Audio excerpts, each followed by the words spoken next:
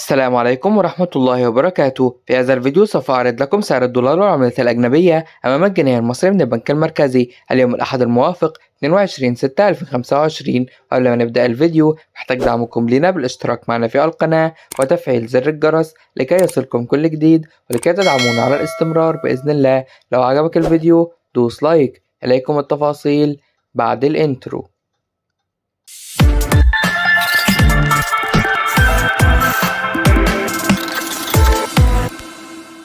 سجلها الريال السعودي شراء 13 جنيه و48 قرش وبيع 13 جنيه و52 قرش. سجلها الريال القطري شراء 13 جنيه و86 قرش وبيع 13 جنيه و93 قرش. سجلها الدرهم الإماراتي شراء 13 جنيه و78 قرش وبيع 13 جنيه و82 قرش. سجلها الدينار الأردني شراء 71 جنيه و26 قرش وبيع 71 جنيه و66 قرش. سجلها الدينار الكويتي شراء 165 جنيه و10 قروش وبيع 165 جنيه و64 قرش. سجلها اليورو شراء 58 جنيه و4 قروش وبيع 58 جنيه و20 قرش. سجلها الجنيه الاسترليني شراء 67 جنيه و84 قرش وبيع 68 جنيه و7 قروش. سجلها الدولار شراء 50 جنيه و60 قرش وبيع 50 جنيه و73 قرش. في نهاية الفيديو لا تنسونا بالاشتراك معنا في القناة وتفعيل زر الجرس.